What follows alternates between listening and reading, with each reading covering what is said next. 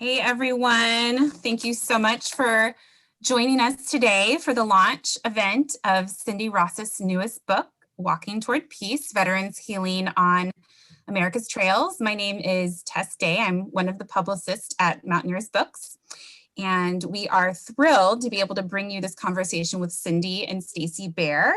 Unfortunately, Major General Tony Jackson could not join us this evening, but we have more than enough to talk about between Cindy and Stacey. And I also very much want to thank our sponsor today, Outdoors for All, for partnering with us on this event. I'm going to introduce Cindy and Stacey really quickly, and then we'll get started. For the past 40 years, author Cindy Ross has found peace, happiness, and a sublime sense of contentment while walking and cycling the endless trails that are sewn into the fabric of the North American continent. She has crossed the 2,100-mile Appalachian Trail as a single woman, penning and illustrating her first book, A Woman's Journey on the Appalachian Trail. Then she tackled the 2,600-mile Pacific Crest Trail through the Sierra and Cascade Mountains with her husband, Todd, and wrote and illustrated Journey on the Crest. Stacey Bear, founder of Happy Grizzly Adventures, is a husband, father, climber, rafter, biker, and skier. He served nearly 7 years in the U.S. Army with tours in Bosnia and Baghdad. He also served as an explosive ordnance disposal technician. Following his return from war, Stacey relied on climbing and skiing to help overcome substance abuse and suicidal ideation. He launched the Great Outdoors Lab during his time as director of the Sierra Club Outdoors to understand the scientific benefits of time outdoors and the role the emotion of awe plays in its benefit. Stacey is also a National Geographic Adventure of the Year and award-winning film producer. I'll drop his website into the chat as well. We will also have time for a Q&A at the end of their conversation. So during their chat, please drop any questions you may have for them in the Q&A box below. And also a link to purchase Cindy's incredible book has been dropped in the chat. So on that note, I am going to pass the baton over to Cindy and Stacey. Just got to get their videos turned on. All right, there's Cindy. Hi, Cindy. All right, let's get Stacey here. All right, okay, you guys, it's all yours. Hey, Stace. Hey, Cindy. How are you? Good. And where are you How can joining you be us bad from? in the springtime? Yeah, and why don't you tell people where you're joining us from today? We live a stone's throw from the Appalachian Trail in Pennsylvania, about halfway up the state. Yeah, I hope you don't throw stones at the trail very often, though, Cindy. Oh, there's enough You should be stones in nice. Pennsylvania. Yeah, you should be nice to the hikers. Well, it's a joy. I'm in Salt Lake, or Sandy, Utah, just south of Salt Lake, and we actually met in Salt Lake, gee whiz, 8 years ago, maybe, on the trade show floor back when Outdoor Retailer was here. It is good to see you, although I missed getting the Cindy Ross explosive hello. For those of you who've never met Cindy, It's the Sicilian in me.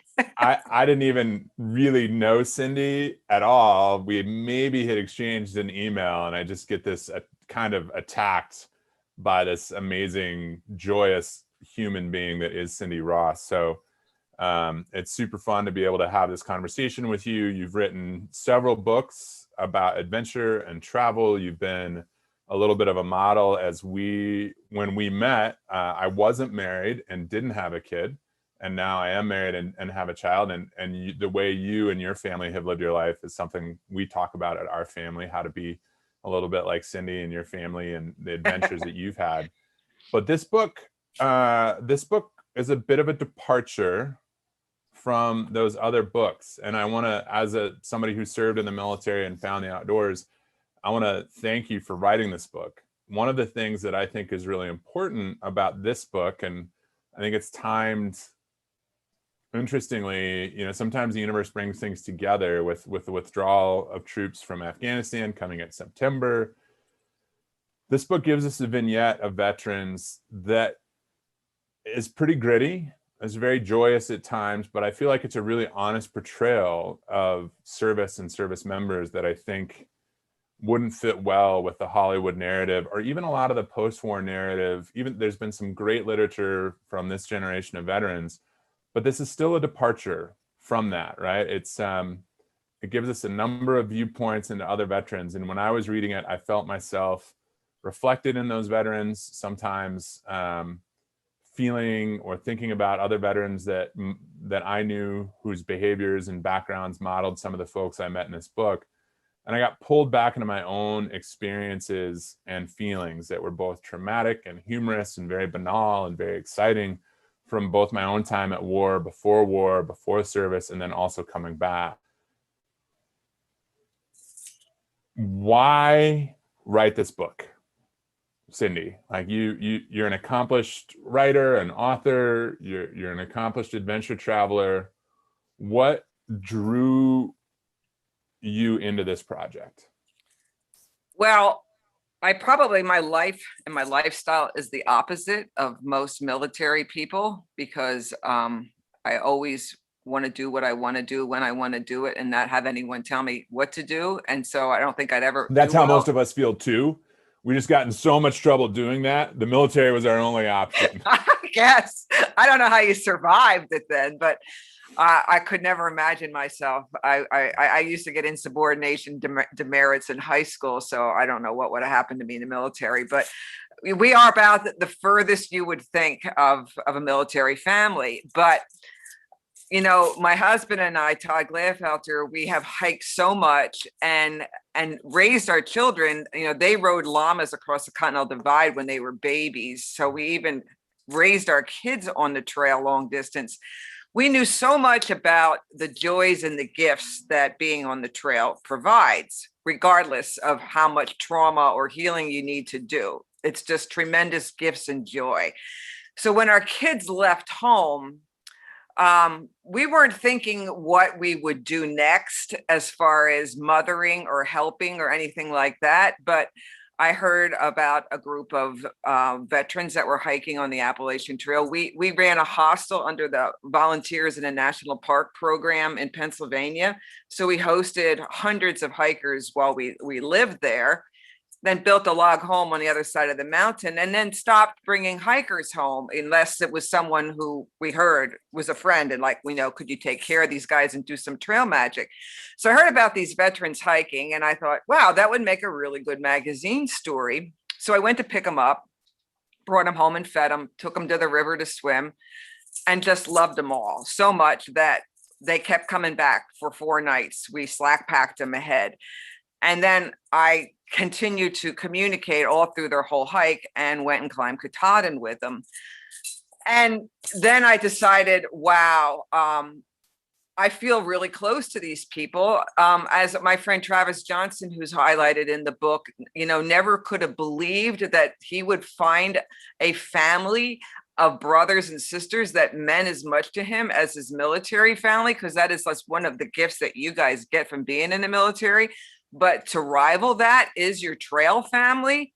And so they looked to me as not an outsider or a civilian, but one of them. And so we got close right away.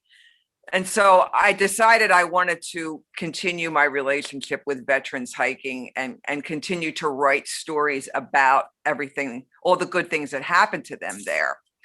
But then the next year, there was a veteran, and I have some pictures from my book, and his name was Zach Adamson, and he hiked the Appalachian Trail, and then he had his life taken from him, took his life, and he had a very hard time transitioning back, and which is the case for every thru hiker, whether you're a combat veteran or any thru hiker. And so his gun captain, Travis Johnston, another airborne ranger, wanted to have a memorial climb up McAfee's Knob in Virginia, which was Zach's favorite place on the whole trail. And so he orchestrated this climb, and he made this beautiful memorial stone of a picture of him pictures of him in his military uniform and also as a trail through hiker. And I was invited along, and I was the photographer. And it was such an unbelievably moving weekend. And one thing led to another. One ranger led me to another ranger. So there was like a group of 4 or 5 of them that felt like my sons. And that's when I decided that their story was so important that they needed a storyteller. Like, I would never say that I know that hardly anything about war in the military, even though I've read 30 books and have talked to them, and they've told me things that they said they never told anyone else. But what I am, Stacey, and everyone else listening, is a storyteller, and I was just their conduit. And because I deeply cared about them right away, they revealed their story to me with hardly any holding back. And that's why their stories are so profound and deeply moving in there, is because they trusted me like you would not have thought they would trust a civilian. But it doesn't matter if they were 60 or they were 21. I felt like they were my kids, and they understood that deep love. And so that's why the book was possible. Thank you. What about the trail engenders that sort of connection and affection? Like, what about that? Like, do you think you would have had the same connection if you would have met these folks at a bingo hall or at a bowling social? Or is there something specific about the trail? And well, you're very vulnerable when you're on the trail. You know, if nothing else, you're dying for a good meal and a shower and a swim if it's the middle of the summer and you're coming through hot Pennsylvania. So you're very open to any kind of help and aid, whether it's emotional or, you know, physical for your body. So they're open. And, you know, I'm a mom and I'm an Italian, and we like to do things for people. And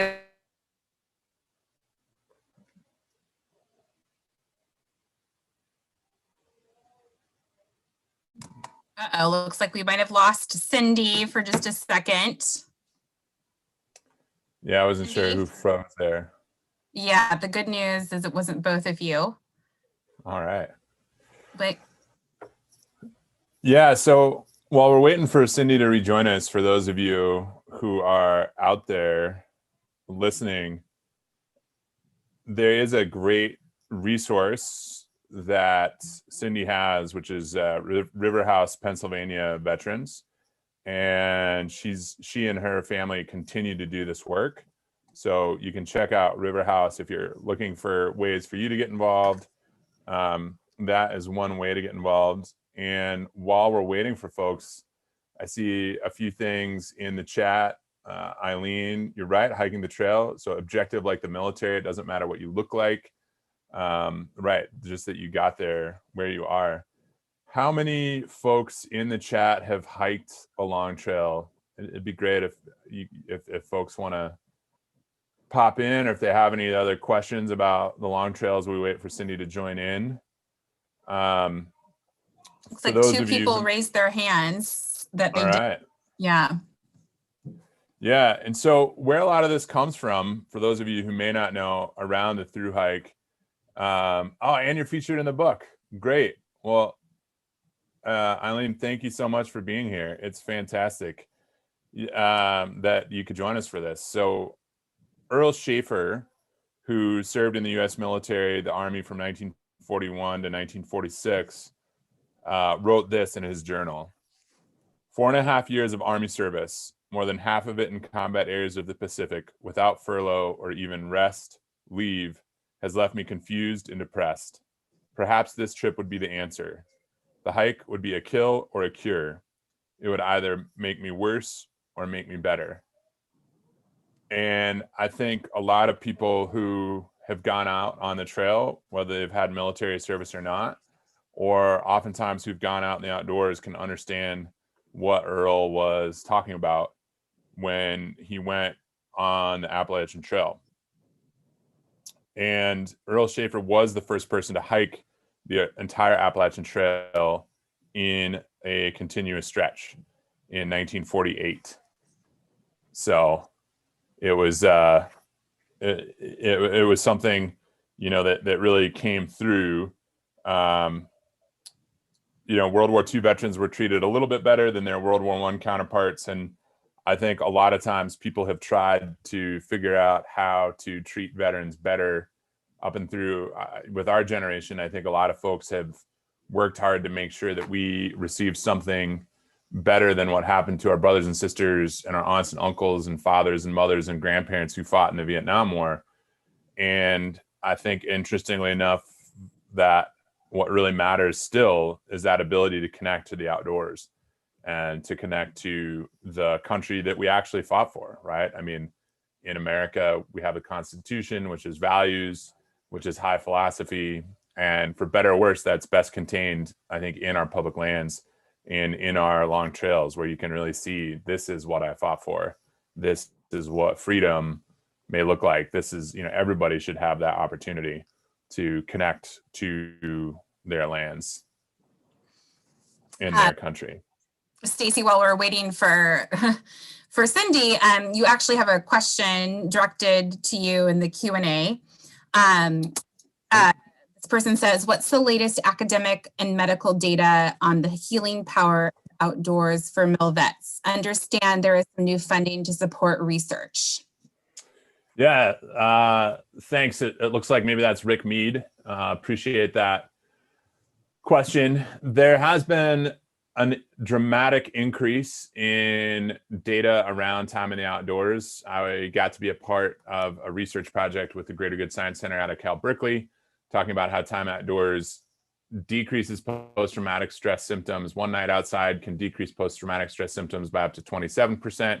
That's an average across the board for about 100 participants that went through that study, and decrease overall stress symptoms by about 19%.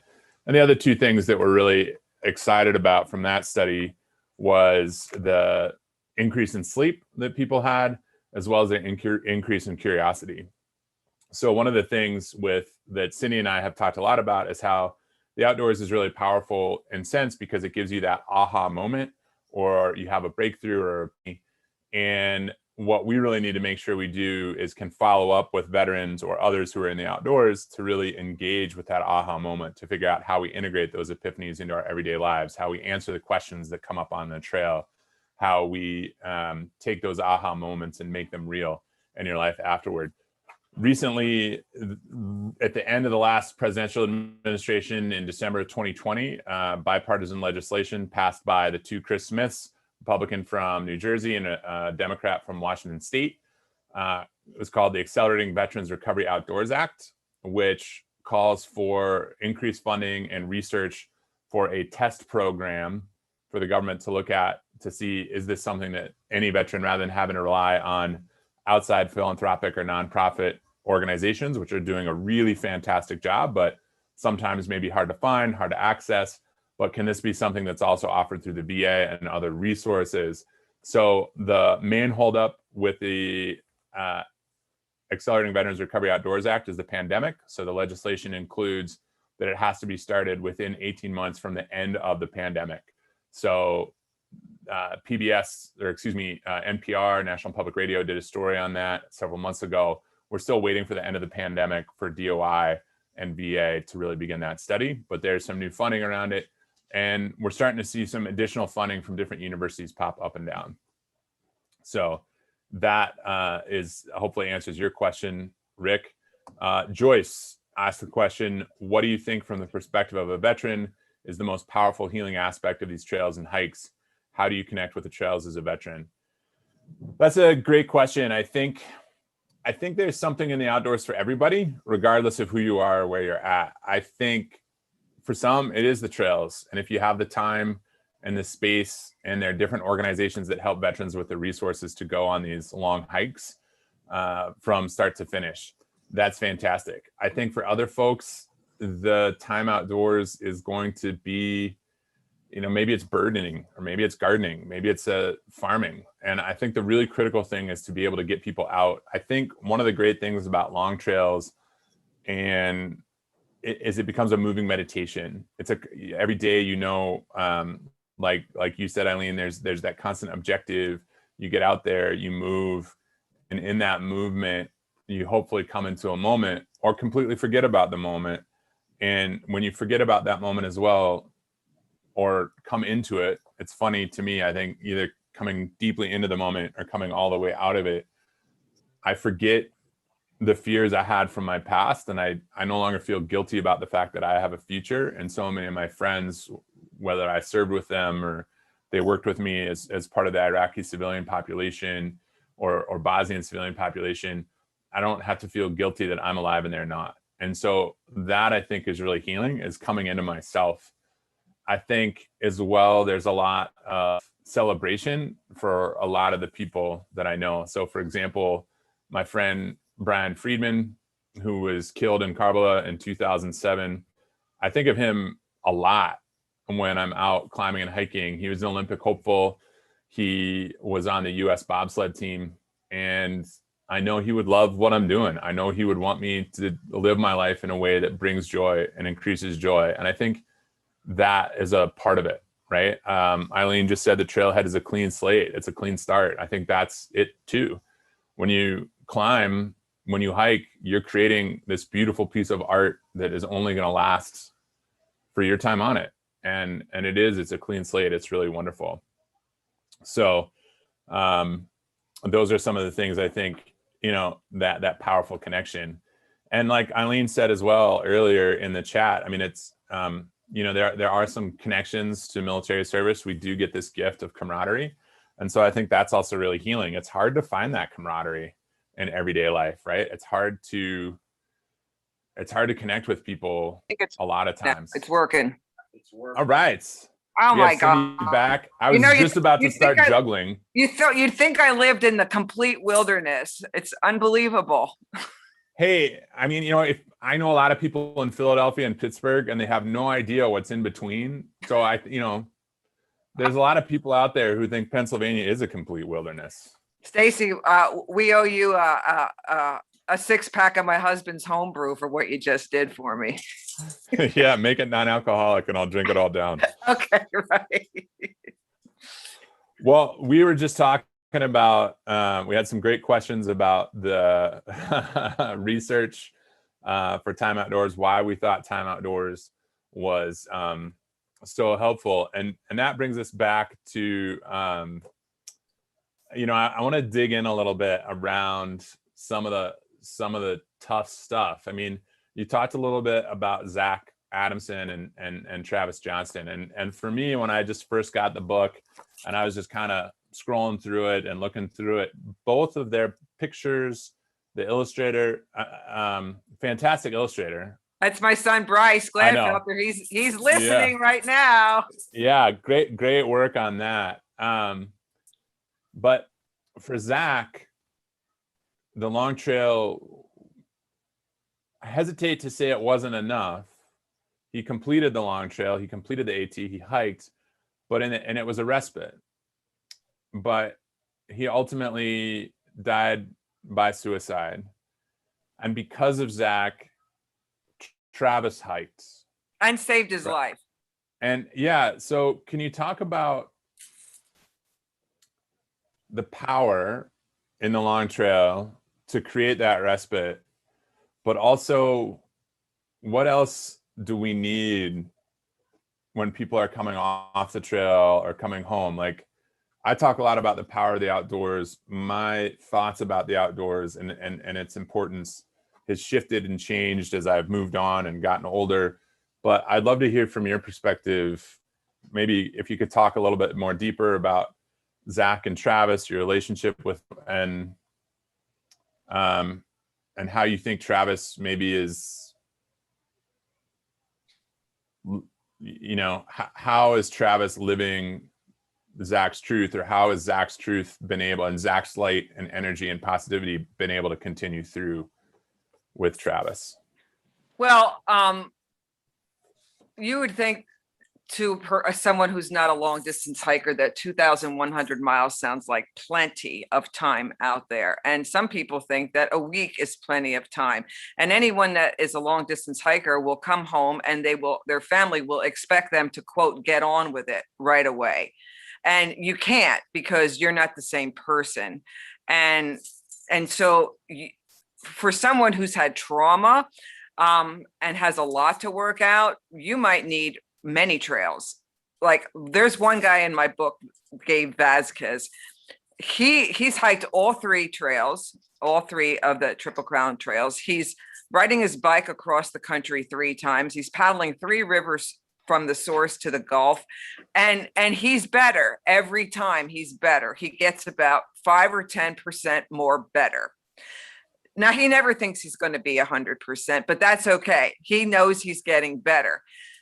But in the winter, when he has a time when he's not on the trail and he's maybe working, or, maybe thinking about drinking again, or just having dark thoughts again, it's really easy to go backwards a little bit.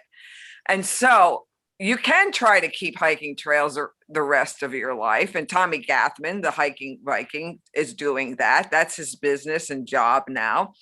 But what Todd and I believe, and what we would like to help our veterans in our nonprofit, River House PA, and any veteran that wants help, is trying to create a lifestyle afterwards where you have almost the same amount of joy and peace that you get from hiking a trail. Like, we live a very simple lifestyle. We grow our own food. We work for ourselves, so we have free time. But you have to, even if you're 100% disability and you're getting a good amount of money from the VA, you still need something to do of value and worth. And that's the struggle after a long trail, or for a veteran that's walking off trauma, or anybody, is figuring out your next life. And Zach didn't quite gift himself enough time to find that, because it takes a while to figure out your life for anybody. Now, Travis and the Adamsons, and we all believe that Zach saved dozens, if not hundreds, and maybe someday thousands of lives.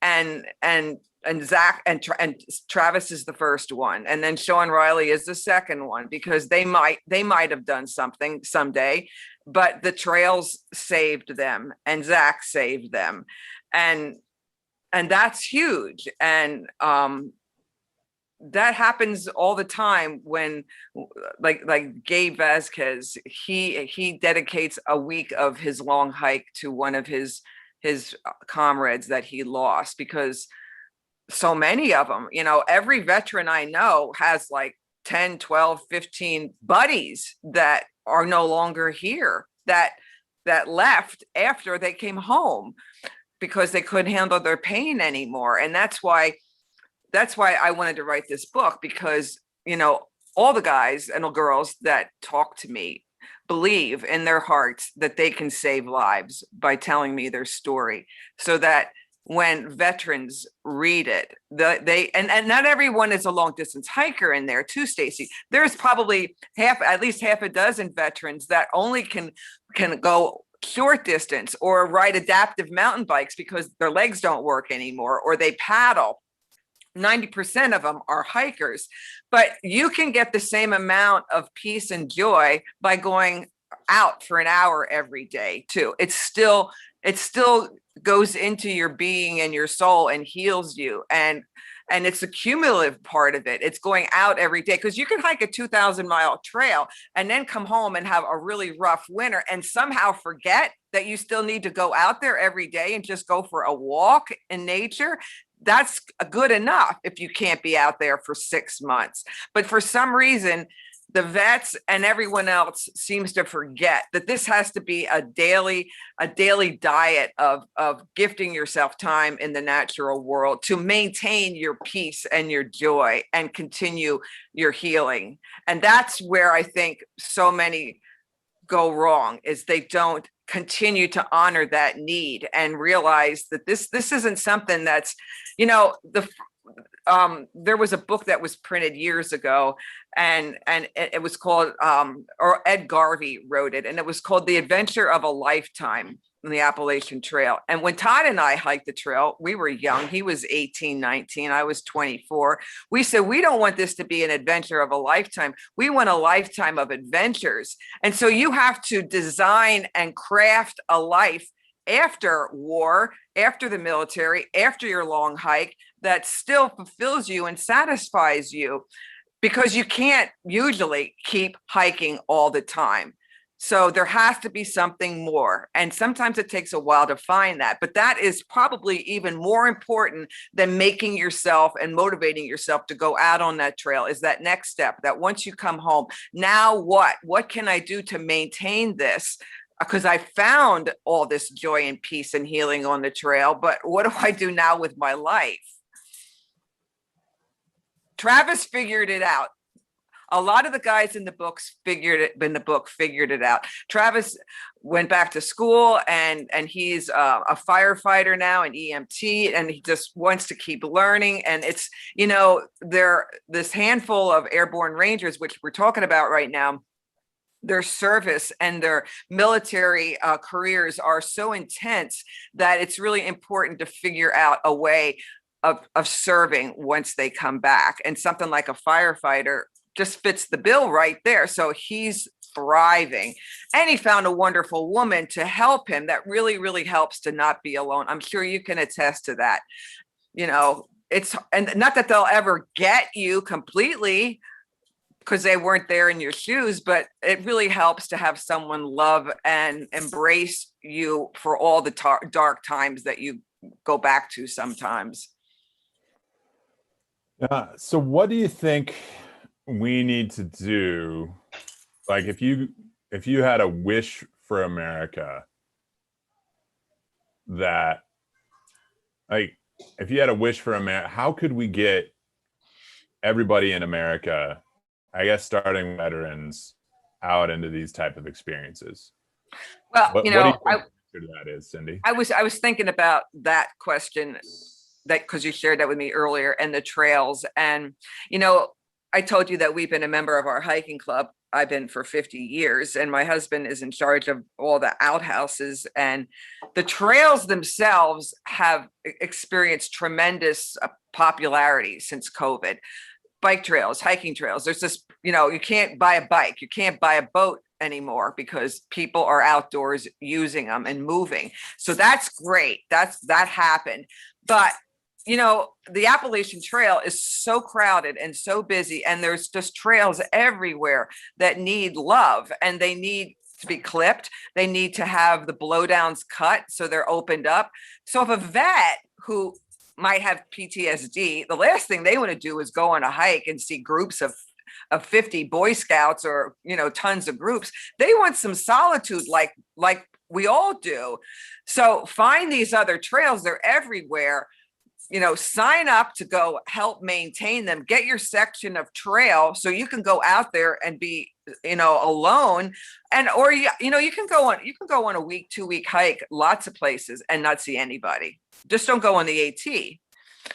So there's trails everywhere that need your love. And, walking. And I wanted to just share this, because I know that there's so many ways that you can heal from trauma. I mean, you can scuba dive, you can be with animals, therapeutic riding, horseback, all kinds of things.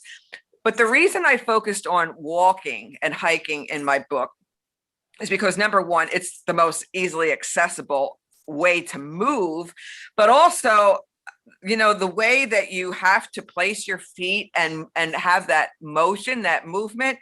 One of the biggest problems of returning combat vets is like reliving stuff that happened and questioning and stuff like that. And so they ruminate and they obsess, and the walking helps take care of getting rid of negative thoughts. It might take a while to process stuff. Like my one vet said to me, I'm not figuring out my shit. I'm just learning to accept it, be okay, and forgive myself. And that's plenty.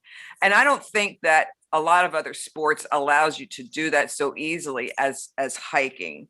And so that's why I wanted to make the book about that. Plus, that's my favorite sport. But, you know, you don't need a $4,000 adaptive, a mountain bike or something like that. You can just walk. So there's trails everywhere.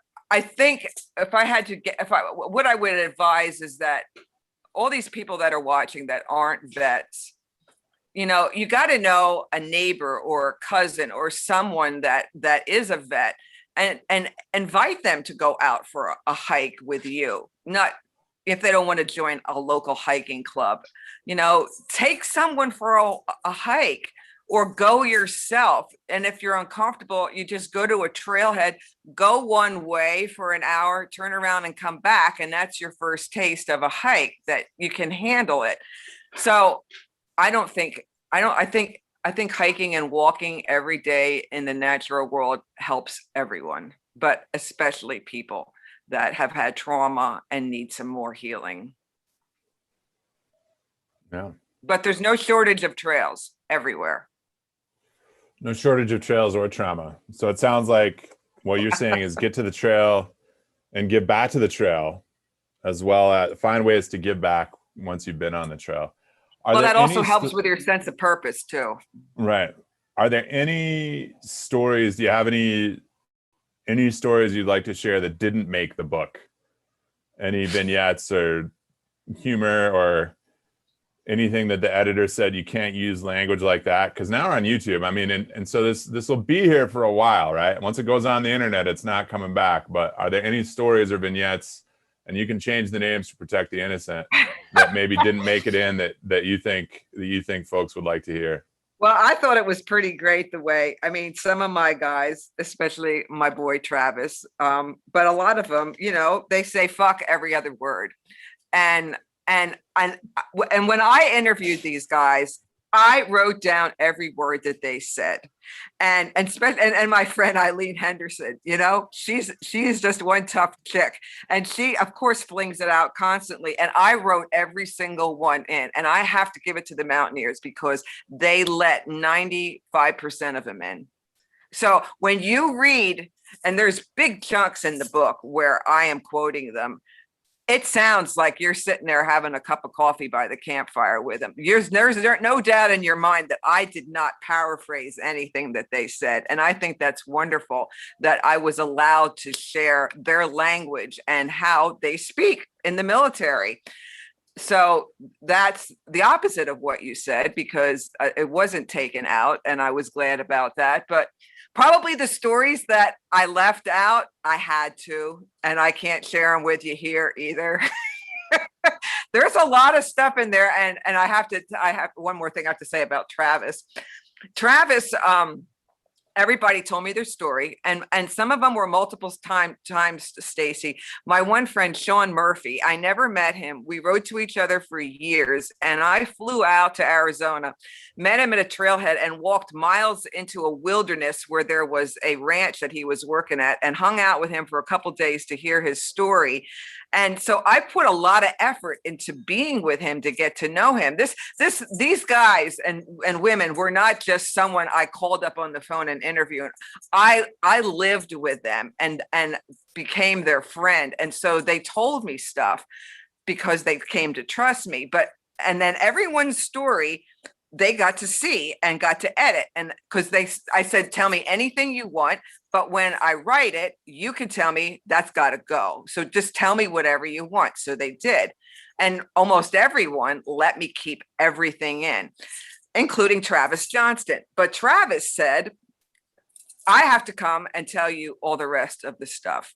And he drove from New Mexico to my house in Pennsylvania and sat here for 2 days and told me all the rest of the stuff that he didn't tell me the first time.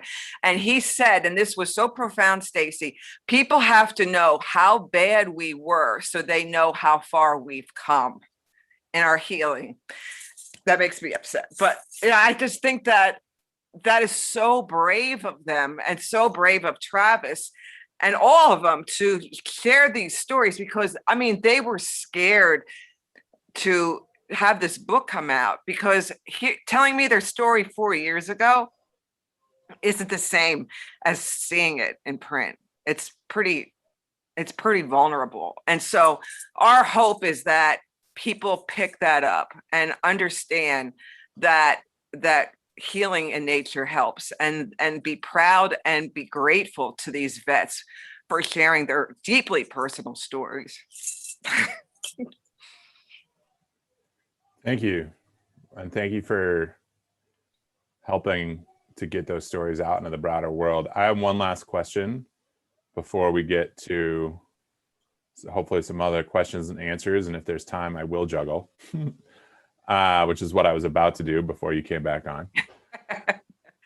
What, I think you may have covered it already, but I think it would be great to hear it one more time. What are the two-part question. What is the one idea that you hope more than anything people take away from reading this book? And what is the one action you would like to see the people who read this book take? Well, I think we got to find alternatives to war. I don't see a lot of good in what happened to these human beings and how they were hurt in so many ways. And 99% of my guys don't, they have their limbs. There's guys that have like maybe a half an arm left and that's it. And I can't even imagine what their stories would be like. So all my guys pretty much can still walk and ride and stuff like that. But I think we ought to work a little harder to find alternatives to war and not be so fast to go into them, because this is really real. I mean, there's, I don't know, tens of thousands of hurt and injured veterans on so many levels. And is this worth it? And to think about that before we're so quick to go to Syria or wherever we're going, this, to come back from where they've been is so hard. And they spend the rest of their lives trying to get back to either who they were or a better, happier version of it. I mean, it's their whole lives. And so is that worth it? And number two, help them. I'm just a civilian mom that probably doesn't share the same political affiliation that 90% of military do. But that's one point I wanted to share, that through my nonprofit River House, where we help vets, and through this book, it's just amazing. I mean, most of my board does not share the same political affiliation, but it doesn't matter. And we don't ever talk about that. And in these times of unbelievable division in our country, this is somewhere that we can really come together. We can be empathetic, and we can help each other, and we can lend a hand, and we can find a vet that needs to go for a walk. Because everyone that's been in combat or has been exposed to combat needs this, let alone childhood trauma or there's trauma everywhere. So yeah, everyone needs to go out and be in nature. And it isn't like this place that is foreign. People need to feel like it's their home, that they go there to heal and to be happy and to find joy and to find peace. And to me, we need to do it on a daily basis. So we need to take care of those places so they're there. And you can't take care of a place like that unless you care about it. And you have to go there to experience it, to care about it. Yeah, thank you. I think there's 2 points that you brought up, or 2 things that I think about that you brought up that I think are important, and we may not have time to really dig into. And one is the recognition that lots of people have trauma. And I talked about this before, right? A lot of us join the military with considerable traumas, whether or not we realize it or not, and how nature can help dissipate that. And the other one is, the other day somebody said, what would you, if there's one thing you could do to fix Congress, what would it be? And I said, I'd take them all out river rafting, because, I'd get them all out on the river, because I think it is a place like a trail where you can get out and people can connect, right? And find out what's really important and see people for who they are. I love what Eileen wrote about how, it's a clean start at the trailhead, right? You get to be who you want. You get your trail name. You get to create that persona of who you want. And I found the same thing in skiing and rafting and hiking. And I think the other thing about river rafting is it'd be easy to push a few of them off, and there's so many of them. Who would really know if they all came back? But that's the secondary point of trying to figure out how we get to those moments. And I guess we'll leave it at that. If nobody else has it, I'd love if other folks have questions. We've got about 15 minutes left for questions for Cindy. If you want to ask me questions, you certainly can, but I really want to make this about Cindy and celebrate her great work here. I know this was, maybe we'll leave with this last question, which is how was writing this book like taking a long walk?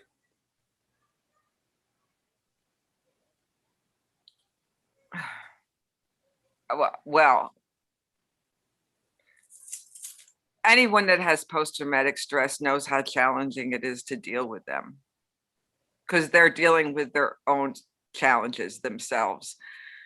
And so everyone in their family and all their friends are dealing with their struggle with post-traumatic stress. So if anything, it's been, hard that way, to get close and care, and then see them suffer and see them disappear.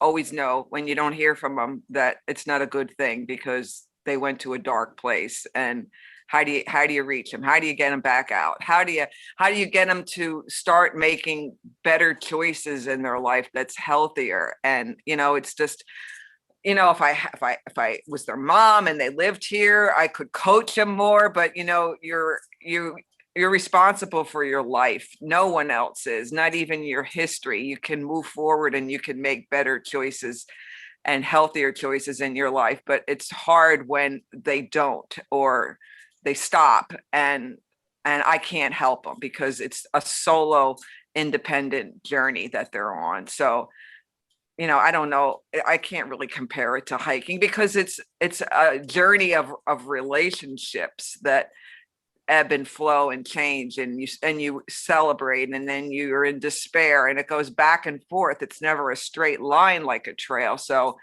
I can't compare it to a trail, Stacey. I just think of it as your path in your life, and you hit bumps and you try to go over them and not have them make you fall on your face, and certainly keep getting up. Do we have any questions? Hi, guys. Someone asked in the chat how they can figure out what trails need help.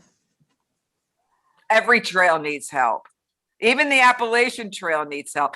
My husband was in charge of rebuilding outhouses, which are a huge problem on the long trails that are used heavily, like the Appalachian Trail, because they were not designed for the kind of numbers we have. So they have to build these huge composting, moldering privies, and move, vats of crap around, and no one wants to do it. And so even the trail that's heavily used isn't getting the love as far as maintenance goes. So every trail, especially the ones that aren't being hiked, need it the most. They all need it. Yeah, and Eileen says, she said what did she say? If you search the internet for a trail, you will find an organization or a federal entity that takes care of that specific trail. So that's really Right. Good advice. And Cindy, this question is from Joyce. She wants to know, what has writing this book done for you personally and spiritually? Well, I think it made me a bigger, more empathetic person. We tend to hang out with the people that we enjoy the most and have the most in common. And, I don't have a lot in common with military people as far as war and their military lives, but as human beings, of course, I share tremendous things with them. And so, what was the question again? I went off. How has writing the book done something for you? Oh, it made me understand that there's a lot more we have in common than we have differences, which is, like I said, really important right now in the way our country is so divided. It's made me see things that we have in common as human beings, than to look at the other thing. Yeah, absolutely. This question. Is that a comment by Bryce Gladfelter there? Do you see it? I was going to read it out just so everyone. Yeah, go ahead. If you know someone in your life that needs help with PTSD but is hesitant to go out in nature, what's the easiest way to start, to encourage them to do so? Take them with you. It's just like parents. The best way to get a child outside is to go with them. You want to take a vet or someone who's had trauma, you want to encourage them, take them. If you're the stronger, more healthy person, take them. Pack a picnic. Let's go for a walk. It's so easy. It's very true. This question, what is your next River House PA event and how can people help or donate? Well, we're a little small organization. We used to work with the 2 local VA hospital medical centers and get a lot of the vets that were in a rehab program, whether they were in a dormitory or outpatient. Of course, we haven't been able to do that for over a year with COVID. And so, we have the ability to go mountain biking and, Travis, I took him on a 60-some mile back, not that I took him, but we went backpacking on the Laurel Highlands Trail. We've been wanting to go river running for a couple days with some guys, but, we don't go real far. We have a log home and a really nice property. It's called River House because we wanted to get a property in Port Clinton on the Appalachian Trail and the Schuylkill River and have the vets run it as like a hostel, but that didn't happen. So River House is based out of our log home on the top of Red Mountain, which is kind of silly, but we're small. We just, have our own events. Whenever someone needs to go out, we'll organize a hike, and we have to reinvent ourselves now because the last year it's been, we haven't been able to, but now everyone's getting vaccinated. So we live along the Appalachian Trail in Pennsylvania. You can get a hold of me and, we're kind of willing to do anything with anybody. And sometimes what we do test too is my friends wanted to, it costs about $150 to feed like a group. And sometimes my friends will donate something like that and then they'll come to it and hike with us or paddle with us, and then all the guys can say thank you for sponsoring this event, and then people see right where their money's going. So we do that sometimes too. People that want to, my midwife, she goes, I want to sponsor 3 events. It's like, okay. So, we don't have a big budget, but we don't need one. It's mostly food and liability insurance, but we could do more. So get in touch with me. I guess the best email is cindyrosstraveler@gmail.com or riverhousecindy@gmail.com. It doesn't matter. I'm going to put your Gmail one in the chat, cindyrosstraveler@gmail.com. Yeah, because that's my website, and that's where I have where all places I'm speaking, and I write a blog about life and stuff like that and travel, and the descriptions of my books are there. It looks like Travis has a question. Yes, and I will read that out loud from Travis. Was there ever a point at which you felt like maybe you had bitten off more than you could chew? Was the pressure of sharing these men and women's stories ever daunting? And if so, what made you push through? Yeah, I would say a couple times, Todd and I would say, I don't know, maybe we should move on to grandkids or something. If someone would have a grandkid, then maybe we would say, okay, if that's you're on your own, we put in a good 7 years. We don't have any grandkids yet, so we still have to take care of the vets. But every now and then when I hear that this one disappeared because he's back on heroin, or this one, is in rehab, or it's like, oh my God, what have we done that was helpful? Because of poor choices that some of them make. And so sometimes if too many backwards motions of our vets that we're close to happen, we get hugely discouraged and think that we haven't done anything good. So we just have to, and then something wonderful will happen. Or vet will write to me and say, because of you, that 2-hour hike and that campfire, I've been sober for 3 years now, and you're part of it. And it's like, whoa, we just took you on a 2-hour hike. That person around the campfire was crying because he said it was the best day in his life, and the guy's 65. And I go, really? This was just a little hike? You could do more of this. So that's the kind of thing that propels us forward when too many of our guys have relapses. That's always really hard to take. Yeah, yes, I can't imagine. We have time for one more question. If anyone has one, and if you think of one later, Cindy has generously shared her email, so you can always email her personally. I don't think we'll get Stacey to juggle tonight, but I think he did enough juggling with for a bit. Oh, that was tense there for a while. Yeah, Stacey, Stacey, I'll make you a pie, honey, or something. I love pie. Yes, thank you so much to both of you. Oh, Eileen does ask quickly, what is your next adventure, Cindy? Well, Todd and I mountain bike the whole Great Divide mountain bike trail from Jasper down, and we are hiking New Mexico because we mountain biked it 20 years ago when it wasn't built. So we have 150 miles left from the Mexican desert, which we didn't want to do and aren't thrilled about doing, but we don't ever not finish something. So we're going back to finish that. So I can write a book about circling back to the Divide 20 years after we were there with our little kitties.